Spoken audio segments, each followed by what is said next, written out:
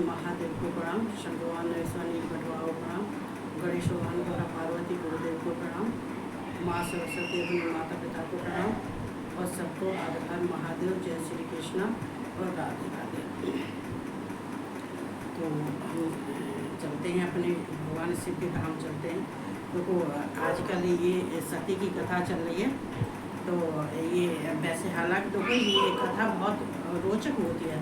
तो वो इंसान कभी पढ़ नहीं पाता है, तो अगर सुन भी लेता है तो सुनने से भी उसके मन को शांति मिलती है, उसके कष्ट दूर होते हैं। चूँकि ये भगवान शिव की कथा ये बहुत श्रेष्ठ और महत्वपूर्ण है। इसके सुनने से हमारे मन को शांति मिलती है और जो हमारी नेगेटिवता होती है वो सारी दूर होती है। क्योंकि जहाँ मन शुद्ध हो जाता है, जहाँ मन पवित्र हो जाता है और जहाँ हमें शांति मिलती है, तो वहाँ हमारे स्वतः ही अपने आप ही सारे दुख दूर हो जाते हैं। सारे दुख दूर कब होते हैं? जब हमारे मन को शांति मिलती है। और हमारे मन को शांति कब मिलती है? जब हमारे मन मुताबिक काम होता है, जब हम भगवान शिव के शरण में चले जाते हैं और भगवान की कथा हम सुनते हैं, तो ये दुनिया का, संसार का जो उपद्रव फैला हुआ है, शायद ये उपद्रव अगर भगवान शिव की कथा सुन लेते, ये चाहे लड़का हो, चाहे लड़की हो, चाहे आदमी हो, चाहे बुढ़े हो, चाहे जवान हो, चाहे स्त्री हो, चाहे पुरुष हो, तो ये दुख जो झेलने को पड़े नहीं है, करता ही एक है, भरता सब है। ये देखा है और ये रोज देखने को मिल रहा है, एक जगह नहीं मिल रहा है। फेसबुक इसी चीज़ से भरा पड़ा है। तो हमें भगवान की शरण में जाना चाहिए और भगवान की शरण में रहना चाहिए। तो भगवान शिव यहाँ पर क्या, तो हमने सुनाया था, जब सती ने प्रश्न किया था तो भगवान शिव ने सती के प्रश्नों का उत्तर दिया। तो भगवान शिव ने सती को नवदा भक्ति का उन्होंने जो है ये वर्णन किया है, नवदा भक्ति का उन्होंने प्रश्न उत्तर दिया है और उनको समझाया है कि नवदा भक्ति क्या होती है। ये भगवान शिव कहते हैं नवदा भक्ति ये कहते हैं ये 9 अंग, ये हमारे सबके ये 9 अंग होते हैं। चूँकि मनुष्य जब जीवन में जब जन्म लेता है तो ये भक्ति साथ आती है, इंसान करे या न करे, लेकिन भगवान तो ये पूर्ण संपन्न करके भेजते हैं। और ऐसी बात नहीं है कि अज्ञानता में भेजते हैं, ज्ञान दे के भी भेजते हैं सब कुछ। लेकिन कहते हैं जब संसार में आदमी बह जाता है, जैसे संस्कार में चला जाता है वैसे में बहने लगता है, तो उसका भगवान शिव क्या करे, क्या प्रकृति करे, क्या पार्वती या जगदम्बा क्या कर सकती है, क्या शिव कर सकते हैं। तो ये 9 अंग हैं, ये भक्ति के 9 अंग हैं। जो भक्ति करता है तो ये भगवान शिव कहते हैं जो ये 9 अंग भक्ति के जो भक्ति करता है उसको मैं भोग और मोक्ष देता हूँ, उसको सारे सुख देता हूँ मैं। जो भक्ति मुझे बहुत प्रिय है। वैसे हालांकि भगवान शिव कह रहे हैं कि भक्ति ये उपांग भी भिन्न भिन्न प्रकार के हैं। ये भक्ति के उपांग भी बहुत कई प्रकार के हैं, भिन्न भिन्न प्रकार के हैं। लेकिन इसमें जो बिल्व पत्र है उसको बहुत महत्वपूर्ण समझना चाहिए और इस पर विचार करना चाहिए। इसमें एक बिल्व पत्र भी है। चूँकि भगवान शिव को बिल्व पत्र बहुत पसंद है और बिल्व पत्र तो वैसे भी तो कहते हैं कि जब कोई एक बिल्व पत्र चढ़ा देता है, ओम लिख के, ओम नमः शिवाय लिख के चढ़ा देता है या राम राम लिख के चढ़ा देता है। चूँकि भगवान शिव को राम बहुत प्रिय है, अगर ये भी लिख के चढ़ा देता है तो भगवान शिव बहुत खुश होते हैं, प्रसन्न होते हैं। तो उसके सारे कष्ट दूर हो जाते हैं। तो यहाँ भगवान शिव बताते हैं, तो ये बताने के बाद में कहते हैं ये बिलपत्र, इस पर विचार करना चाहिए, बिलपत्र पर भी विचार करना चाहिए। ये भक्ति के साथ साथ ये भी चलता है। फिर यहाँ उपांग के बारे में कहने के बाद में ये भगवान शिव फिर कहते हैं कि सती प्रिय, ये भक्ति के हम बताते हैं कि ये भक्ति क्या है। शिव ये पार्वती सती को समझाते हैं, हे प्रिय, जो सांगोपांग भक्ति है वो मुझे बहुत प्रिय है। सांगोपांग भक्ति मुझे बहुत प्रिय है। चूंकि ये भक्ति कौन है? ये ज्ञान वैराग्य की जननी है, ये ज्ञान वैराग्य की माता है। लेकिन ये ज्ञान वैराग्य ये तो जर्जर हो गए, ये जो है ये तो बुढ़े वृद्ध हो गए, जर्जर हो गए। लेकिन ये भक्ति सबसे ऊपर है।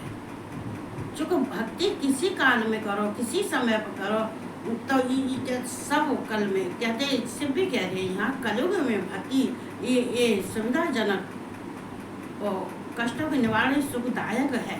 कलयुग में ये भक्ति, चूँकि देखो ये ज्ञान और वैराग्य तो इंसान में जब आते हैं, जब भक्ति अपने सिर चढ़ बोलती है, जब भक्ति में रम जाता है पुरुष, तो इंसान जब भक्ति में रम जाता है तो ज्ञान वैराग्य स्वतः ही आ जाते हैं। और नहीं आते तो कोई बात नहीं है। भगवान शिव कह रहे हैं केवल मुझे भक्ति बहुत प्रिय है। चूँकि साधारण जो मनुष्य होता है, जो साधारण होता है, वो ज़्यादा विषयों में नहीं उलझता है, वो केवल भक्ति को ही अपनाता है। भक्ति का मतलब है प्रेम, भक्ति का मतलब है प्रेम। जब हमारा भगवान से प्रेम हो जाता है तो वो ही भक्ति है। जब भगवान से हमें विश्वास हो जाता है, श्रद्धा हो जाती है, प्यार हो जाता है, प्रेम हो जाता है, तो वो ही भक्ति है, उसी को भक्ति कहते हैं। शिव कह रहे हैं ये भक्ति सबसे ऊपर है। ये चारों युगों में और तीनों लोकों में ये भक्ति हमेशा विराजमान रहती है, हमेशा चारों युगों में भक्ति।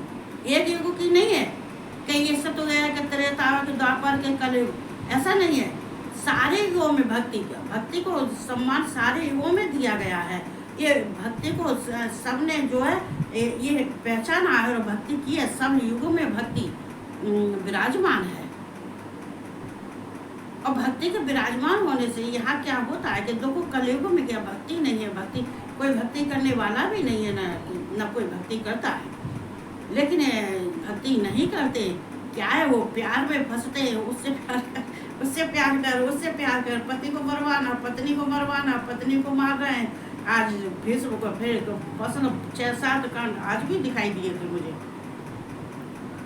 तो ये कहते हैं अपनी पत्नियों को ले जाते हैं। एक लेके आज जा रहा था और किचन में ले गया था, अंदर की साइड में लेके और पता ना गला घोटे के मार दिया, क्या कर दिया।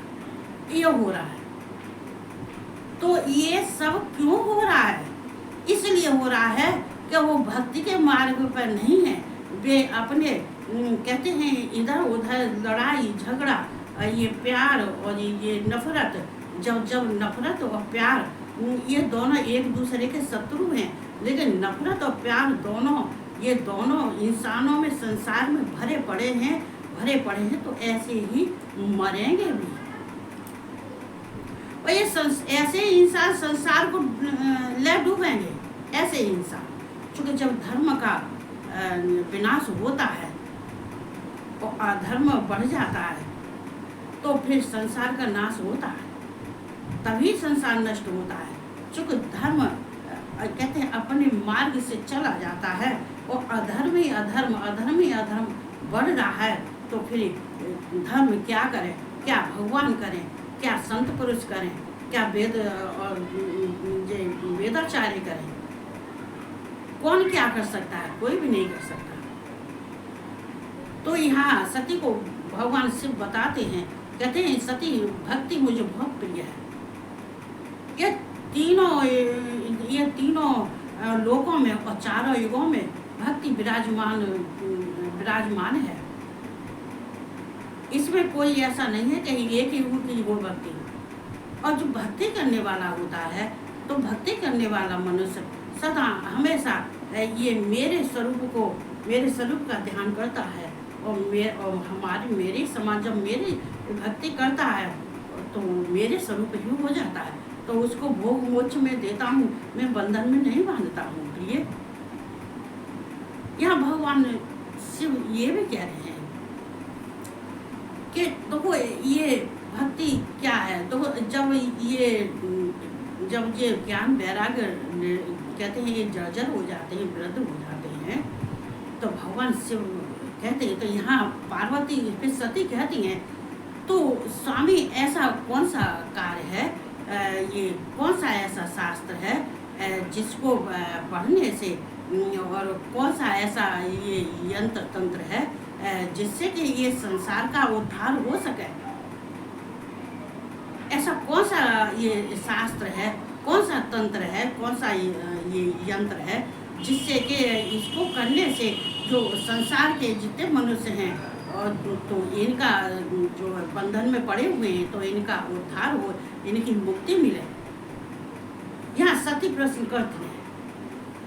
भगवान शिव सती जब प्रश्न ऐसा करती हैं, तो भगवान शिव प्रसन्न होते हैं। प्रसन्न होने के बाद में कहते हैं कि सती, ये तंत्र और ये यंत्र, ये दोनों ही तुम जो प्रश्न पूछ रही हो, इससे मुझे बहुत खुशी होती है।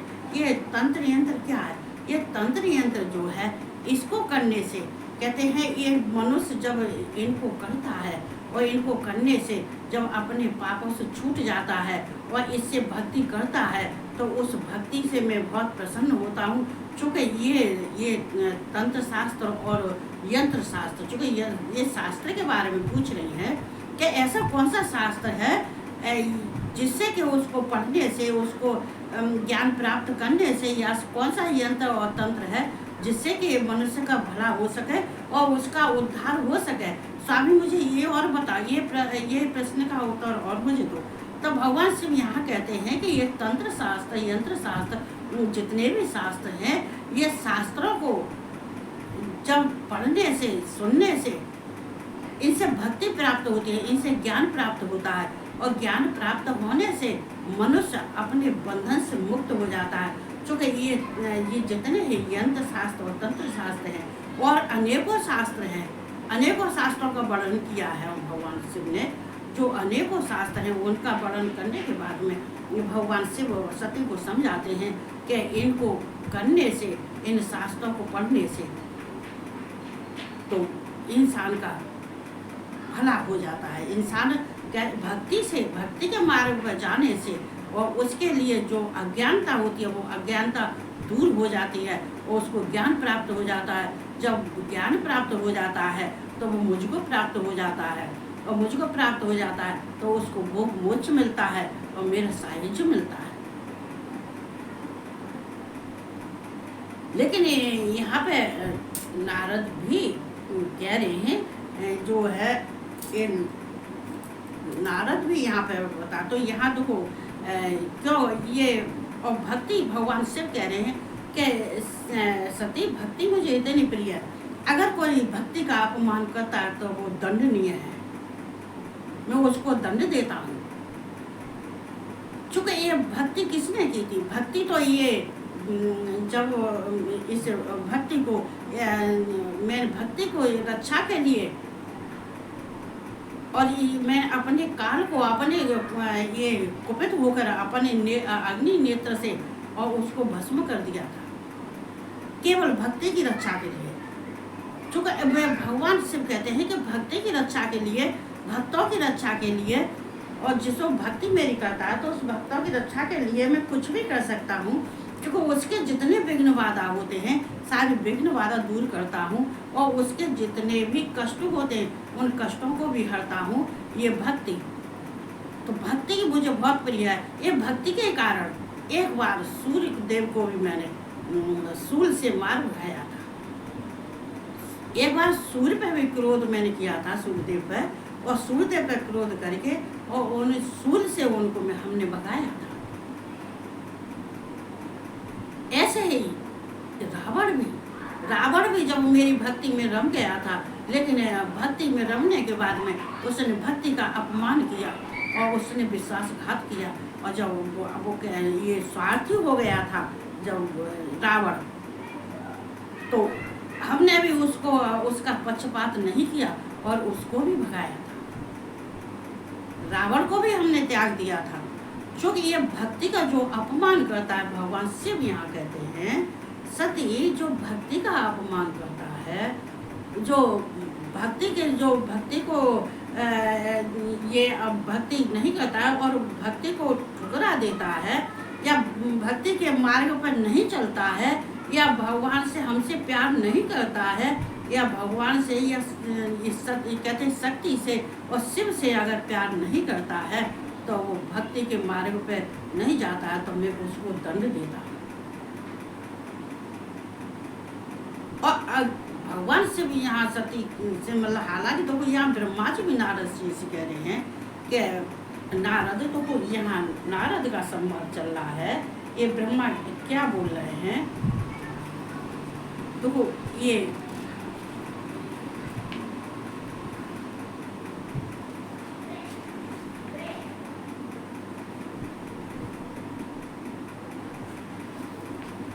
तो ये ब्रह्मा बोल रहे हैं कि उसके उत्तर में भगवान शिव द्वारा ज्ञान एवं नवदा भक्ति स्वरूप का विवेचन करके फिर उन्होंने जो कहते हैं जो सती को दिया था, वो सती को ज्ञान दिया था, ये भक्ति का ज्ञान।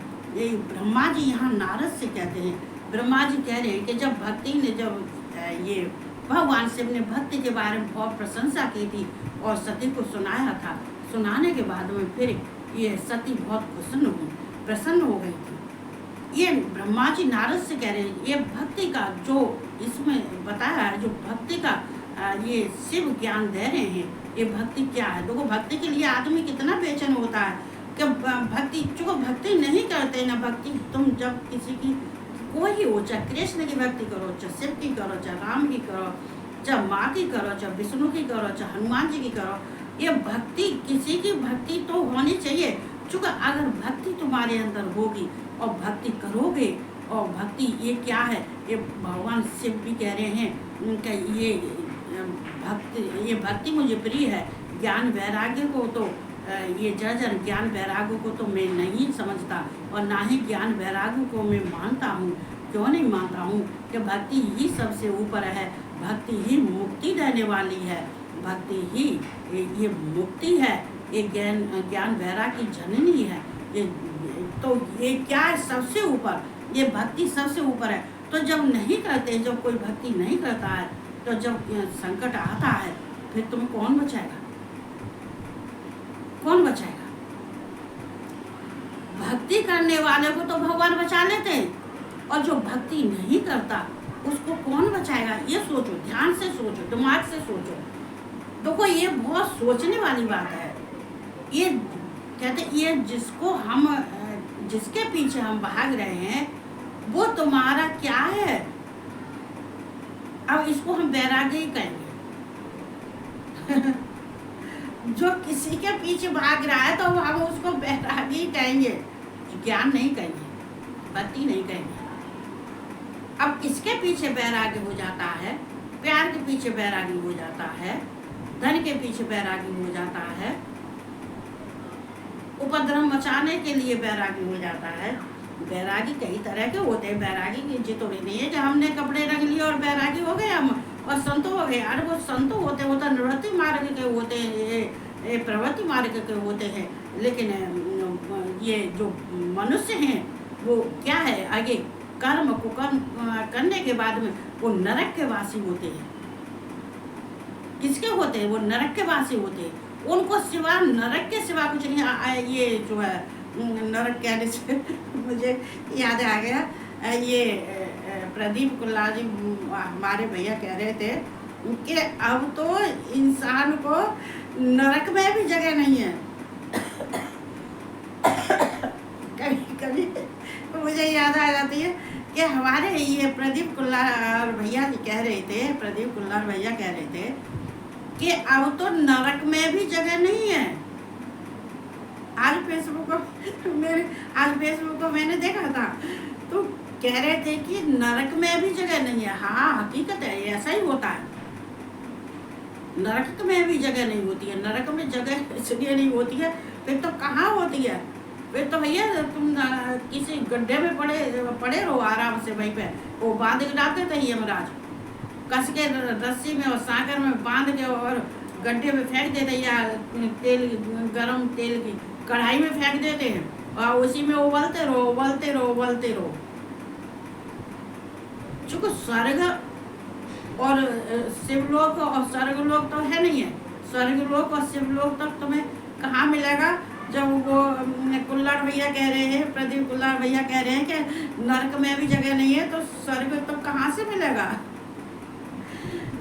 तो देखो यहाँ पे ये फिर ये नारद जी कहते हैं कि ये भक्ति की सुन के ये सती बहुत प्रसन्न हुई, ये इतनी खुश हुई, ये मन ही मन। चूँकि अभी तो उन्होंने यंत्र और ये पूछा था, तंत्र और यंत्र के बारे में पूछा था कि तंत्र यंत्र से कैसे सब कुछ हो सकता है, कैसे मनुष्य का उद्धार हो सकता है, स्वामी ये हमें बताओ। तो ये भगवान शिव बताते हैं, ये भक्ति के बारे में बताते हैं। ये सांगोपांग भक्ति है, ये भक्ति मुझे बहुत प्रिय है। ये तीनों लोकों में, ये चारों युगों में ये भक्ति सबसे ऊपर है हे सती। तो ये भक्ति करने वाला, चूँकि जो भक्ति नहीं करता है वो उससे फिर मैं उसको दंड देता हूँ। जो भक्ति का अपमान करता है उसको मैं बंधन में भी बांध देता हूँ। चूँकि मैं उसको ना ही मुक्ति देता हूँ ना ही भक्ति देता हूँ।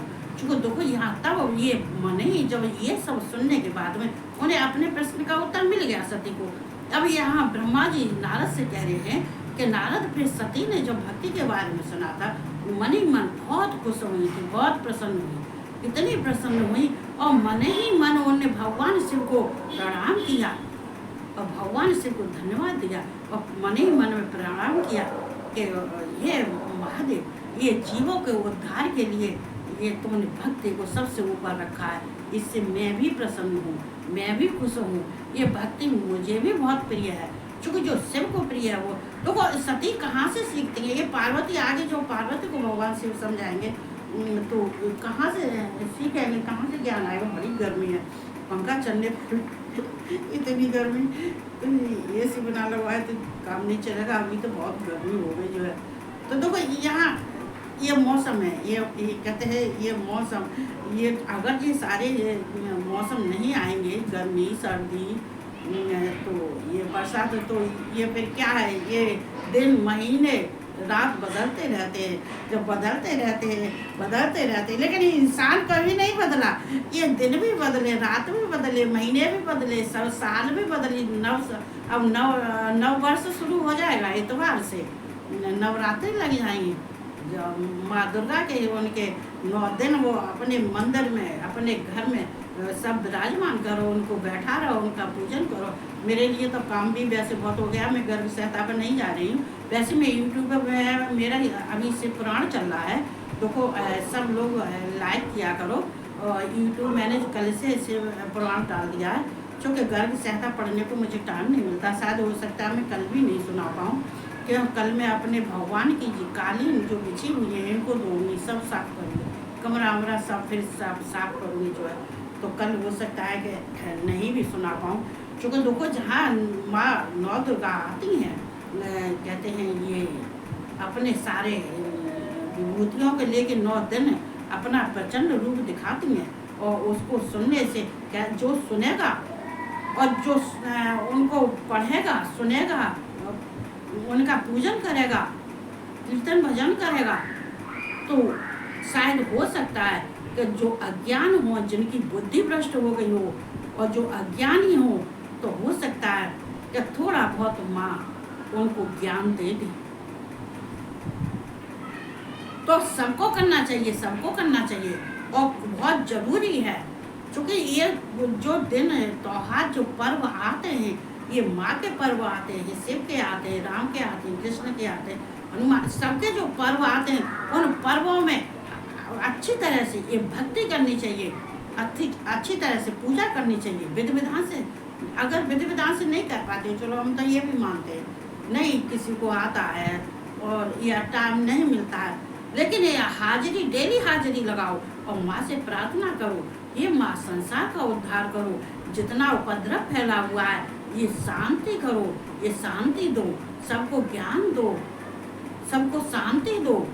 शांति नहीं है ना, जहाँ शांति नहीं है तो वहीं तो उपद्रव होता है। जहाँ शांति आ जाती है ना वहाँ उपद्रव नहीं होता है। बैलेंस बनाना तो आदमी भूल गया, बैलेंस बनाना भूल गया। जब हमारे अंदर बैलेंस नहीं आएगा फिर क्या किया जाएगा। तो यहाँ ब्रह्मा जी नारद से कह रहे, नारद जब पार्वती ने ये भक्ति के बारे में इतना सब सुना कि भगवान शिव ने सूर्य को भी त्रिशूल अपने सूर्य से मार भगाया था, रावण को भी त्याग दिया था, रावण का भी पक्षपात नहीं किया था भक्ति के अपमान से, उन्होंने काल को भी भस्म कर डाला, दग्ध कर डाला शिव ने। चूंकि शिव तो भगवान शिव कहते हैं जो भक्ति के बारे में चलता है, जो सत्य बोलता है और जो अच्छा व्यवहार करता है, मैं उससे खुश रहता हूँ, उससे प्रसन्न रहता हूँ। तो भगवान को प्रसन्न करने के लिए, शिव को प्रसन्न करने के लिए हमें क्या करना चाहिए, ये ज्ञान प्राप्त हम शिव पुराण से मिलता है, हम शिव शास्त्र से मिलता है। तो यहाँ कहते हैं, यहाँ वो कहते हैं कि जो भक्त जब मनी मन बहुत खुश हो रही थी तो यहाँ शिव कह रहे हैं कि सती से कह रहे हैं, जो सती से कह रहे थे वो ब्रह्मा सुन रहे थे, ब्रह्मा नारद से कह रहे हैं ये भक्ति ये जो मेरे 5 अंग हैं, ये 5 अंगों से भक्ति का वर्णन हुआ है। ये भक्ति जो ये इसको कथा भी कहते हैं, ये इतिहास, ये कथा सहित, ये 5 अंग कथा सहित इतिहास। यहाँ पे भगवान शिव ने फिर सती को बताया है, ये शिव शास्त्र और ये यंत्र शास्त्र और तंत्र शास्त्र के बारे में बताया है। जो सती ने पूछा है तो यहाँ शिव कह रहे हैं तंत्र शास्त्र और यंत्र शास्त्र, ये इसके द्वारा हमने अपने 5 अंगों से और ये हमने ये देवताओं की भक्ति का वर्णन किया है। ये इतिहास, ये कथा से है और हकीकत में सही बात है। भगवान शिव ने अपनी लीला से, अपनी स्वेच्छा से, अपना सकल रूप धारण करके ये सबका उद्धार किया है, कर रहे हैं। सकल रूप धारण करके अब अपने 5 अंगों से और ये इनके कथा सहित भगवान शिव ने ये देवताओं का वर्णन किया है, देवताओं की भक्ति का वर्णन किया है, सती को सुनाया है, सती को सुना है, ये देवताओं की भक्ति का वर्णन किया है। फिर यहाँ पे ये जो वर्ण आश्रम धर्म है उनका वर्णन किया है। फिर जो स्त्री पुरुष हैं, ये पुत्र हैं, उनका वर्णन किया है। ये यंत्र शास्त्र और तंत्र शास्त्र की बात हो रही है। इससे कहते हैं ये इसी से ज्ञान प्राप्त होता है मनुष्य को। तो हमें ये ज्ञान सब मनुष्य को कहाँ से मिलेगा? यंत्र शास्त्र और तंत्र शास्त्र से। ये ही इसी ज्ञान को हमने फैलाने के लिए हमने कथा सहित और अपने 5 अंगों से इस इतिहास को, ये धर्म, ये वर्ण आश्रम धर्मों का वर्णन किया है। जितने ये पुत्र स्त्री हैं उनका वर्णन किया है और जितने धर्म हैं, अनेकों जो शास्त्र हैं, अनेकों धर्म हैं, उन सबका वर्णन किया। यहाँ ब्रह्मा जी नारद को बता दिए, हे सती।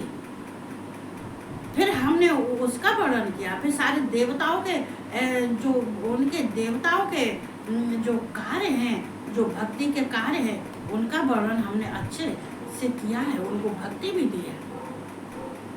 भगवान शिव ये भक्ति के बारे में ये बताते हैं, ये सती को बताते हैं।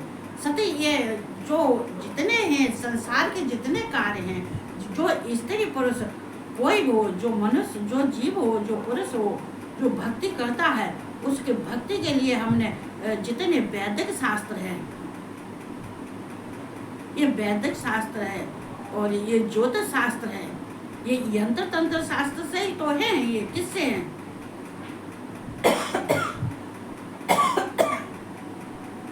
भगवान शिव कौन है? वैद्य,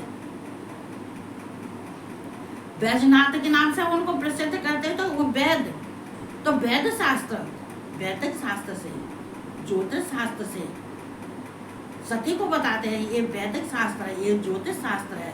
जितने शास्त्र हैं, अनेकों शास्त्र हैं, अनेकों शास्त्रों का वर्णन भगवान शिव ने सती के सामने किया है। सती से कहते हैं, सती बहुत शास्त्र है, पर जो मुख्य मुख्य हैं उनका वर्णन भगवान शिव सती से करते हैं। सती बहुत खुश होती है, प्रसन्न होती हैं कि ये जो यंत्र शास्त्र, तंत्र शास्त्र है, जो वैदिक शास्त्र है, जो ज्योतिष शास्त्र है, चूंकि ये ज्योतिष शास्त्र का और जो वैदिक, ये बहुत बड़ी बात कह रही हैं यहाँ पे, ये बात इस शिव पुराण में नहीं लिखी है ये बात शिव पुराण में नहीं लिखी है, पर ये जो मैं कहने जा रही हूँ वो मैं कह रही हूँ यहाँ पे कि जो वैदिक शास्त्र है, जो जितनी ही भगवान शिव के अंदर जो कलाएं हैं, जितने ही उनकी औषधियाँ हैं और जितने ही रोगों का काटने वाला है, भगवान शिव यहाँ भी कहते हैं कि अगर कोई मनुष्य की बुद्धि खराब है, अगर मनुष्य की भक्ति नहीं कर रहा है, अगर उसके अंदर ज्ञान नहीं है, तो अपने मोबाइल में पंचाक्षर मंत्र को उसको कर ले, पंचाक्षर मंत्र को अपने मोबाइल में भर ले, और भरने के बाद में उसको बराबर सुनता रहे, कहीं भी जा रहा है, कहीं भी आ रहा है, चाहे खा रहा है, चाहे पी रहा है, चाहे सो रहा है, उसको उस मोबाइल को उसमें भर के उसको चढ़ने दो। महामृत्युंजय का मंत्र जो है अपने मोबाइल में भर लो, या फिर अपने कमरे में टांग लो। जो है वो आते हैं, थोड़े से स्पीकर मेरा अभी ख़राब हो गया 6-7 महीने से, नहीं तो मैं तो बराबर मंत्र बोलते रहते थे, इसी कमरे में टंगा रहता, बराबर मंत्र बोलते रहते, दिन रात मंत्र बोलते रहते थे। उसी मंत्र से मैंने पता नहीं कितनों को सही नहीं किया। अब तो भगवान से प्रसन्न है, मतलब दिक्कत ये भर्रा के रूप में आ रहे मेरे पास, मुझे कथा सुना रहे, कथा सुनाने तो मुझे जो परेशान नहीं करो जो है देखो भगवान शिव कोई सा रूप ले लेते, जब खुश होते नहीं है तो वो खुशबू लेने के लिए आते। मैं हालांकि मैंने सेंट पेंट तो नहीं लगाया है, तो देखो भगवान शिव कभी कभी बीच बीच में मुझे भी तफरी आ जाती है। तो क्या भगवान शिव कहते हैं, तो ये पार्वती को, सती को नहीं ना, पार्वती को भगवान ने सारे ये दवाओं का, सारी औषधियों का ज्ञान भगवान शिव ने पार्वती को दिया है। शिव पुराण में नहीं है, पर मैं कह रही हूँ इस बात को, सारे जितने ज्योतिषी ज्ञान है, जितना भी भगवान शिव के अंदर ज्योतिषी ज्ञान है, वो सब पार्वती को सिखाया। सब इसमें देखो बहुत भिन्न भिन्न तरह से सिखाया है, ये तरह तरह से सिखाया है, तो इसमें लिखा नहीं है, लेकिन हो सकता है किसी वक्त देखो मैं अगर मेरे दिमाग में आ जाती है तो मैं किसी दिन सुनाऊंगी। देखो चूँकि जितने भी भगवान शिव के, चूँकि कुछ शिव पुराण से अलग भी है, स्कंद पुराण में भी है, शायद मुझे दिखा है, स्कंद पुराण मैंने नहीं पढ़ा है तो यहाँ सब भगवान शिव ने पार्वती को सिखाया है, सब सिखाया। जो मैं शास्त्र की बात की, यंत्र शास्त्र, तंत्र शास्त्र, ये वैदिक शास्त्र, ये ज्योतिष शास्त्र, जितने भी हैं और बहुत शास्त्र का वर्णन किया है उन्होंने। तो यहाँ भगवान शिव ने सती को सबके बारे में पूर्ण ज्ञान दिया है, पूर्ण। ये सती क्या है, नहीं सती नहीं, सॉरी, ये पार्वती को, सती तो ये सब अभी मतलब सती को समझा रहे हैं, लेकिन सती को इन चीज़ों को प्रयोग नहीं कर पाया। उससे पहले तो पिता के घर जाके वो अपने शरीर को त्याग दिया था। लेकिन हाँ, ये पार्वती ने सब कुछ किया। ये पार्वती, ये क्या है, ये जगदम्बा माँ है। अगर तुम्हें किसी को बीमारी हो जाती है, कोई परेशानी हो जाती है, संकट हो जाता है, ये अगर तुम शिव का नाम नहीं कहीं ले पाते तो माँ जगदम्बा का, पार्वती का नाम ले लो। पार्वती का नाम लेने से सारे कष्ट दूर हो जाते हैं। चूँकि पार्वती से भगवान शिव कहते हैं, पार्वती हमने तुम्हें सब ज्ञान दे दिया है, सब सिखा दिया है तुम्हें, हमें ये ज्योतिष का ज्ञान दे दिया है, ये सब ये जो औषधियाँ हैं उनका ज्ञान दे दिया, सब कुछ दे दिया। तभी तो पार्वती से कह देते पार्वती तुम हमारे पास कैसे चली आती हो। ये स्त्रियाँ अपने पति के पास में अपनी समस्या लेके क्यों चली आती हैं, जो भगवान शिव पहले ही पूर्ण कर चुके हैं, पहले ही उन्होंने परिपक्व कर चुके। चूँकि शक्तियाँ ऐसे होते हैं जो पूर्ण ज्ञान लेके तो नहीं आती हैं, ये पूर्ण तो हमारे भगवान शिव हैं, ये शिव ही, ये शिव पार्वती को उन्होंने ही ये सब कुछ सिखाया था, सब कुछ सिखाया था। तो यहाँ भगवान शिव उनको दे रहे हैं, तो ये सब ज्ञान भगवान शिव ने सती को दिया। देने के बाद में सती से भगवान शिव कहते हैं कि जो इनका ये साधन है, ये जो है ये नवदा भक्ति है, और ये जो हम तुम्हें सती बता रहे हैं यंत्र तंत्र और ये जो है शास्त्रों के बारे में बताते हैं, ये सब ये पुरुषों के लिए ये मोक्ष पाने के ये साधन हैं। ये साधन जो हमने बनाए हैं ये मनुष्यों को पतन के लिए नहीं है, मनुष्य के उत्थान के लिए बनाए हैं। मनुष्य इनको ज्ञान प्राप्त कर लेता है, जो इनका ज्ञान प्राप्त कर लेता है और ज्ञान प्राप्त हो जाता है तो उसको परम तत्व की प्राप्ति हो जाती है, और परम तत्व पे उसको भोग और मोक्ष सब कुछ मिलता है। ये सती से भगवान शिव कह रहे हैं, बता रहे हैं। तो कह रहे हैं सती से, कह रहे हैं सती जो तुमने प्रश्न किया है वो हमने तुम्हें उत्तर दे दिया है कि कैसे आदमियों का उद्धार हो सकता है। ये जितने जीव हैं जो ये हमने तुम्हें हम जो ज्ञान दे रहे हैं, जो तुम्हें हमें बता रहे हैं, ये जीव इन्हीं से उद्धार होगा, इन्हीं से उनका उत्थान होगा, इन्हीं से उनका भक्ति का मार्ग खुलेगा और किसी से नहीं खुलेगा। यही उनके साधन है। जो सती तुमने पूछा वो सब ने हमने बता दिया। जो इसको करेगा उसको भोग और मोक्ष मिलेगा उसको, और उसके कल्याण होगा, उसके जीवन में कोई कष्ट नहीं आएगा।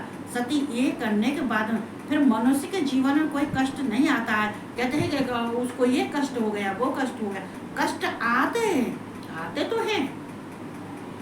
मेरे ऊपर इतने टोटे कटम ना होते, मेरे भोलेनाथ माँ जगदम्बा मेरे पास तक मुझे छू भी नहीं पाते।